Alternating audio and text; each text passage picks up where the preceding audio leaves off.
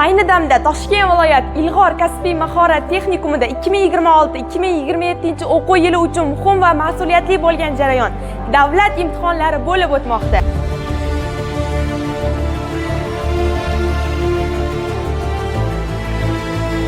Bugun bu yerda grafik va dizayn texnologiyasi hamda moda va tikuv ishlab chiqarish yo'nalishlarida tahsil olish istagi bor bo'lgan 9-sinf o'quvchilari o'z bilimini namoyon etish uchun kurashmoqda.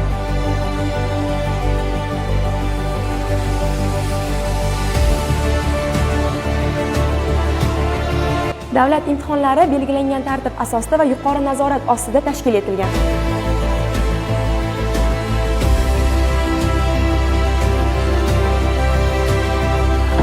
Imtihonning shaffof va xolis o'tishini ta'minlash maqsadida maxsus komissiya a'zolari jarayonni bevosita kuzatmoqda hamda xonalarga o'rnatilgan video kuzatuv kameralari orqali jarayon nazorat qilinmoqda.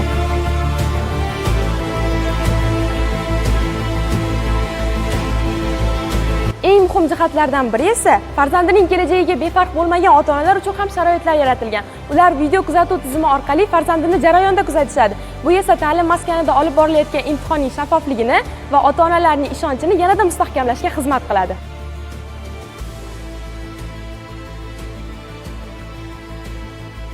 Ilg'or kasbiy mahorat texnikumi shunchaki ta'lim maskani emas, bu mas'uliyat, qat'iy tartib, intizom, bilim va kasbiy mahorat ustuvor bo'lgan maskandir. Bugungi imtihon kim uchundir sinov, kim uchundir yangi imkoniyat, ammo barcha uchun kelajak sari tashlangan eng muhim qadam.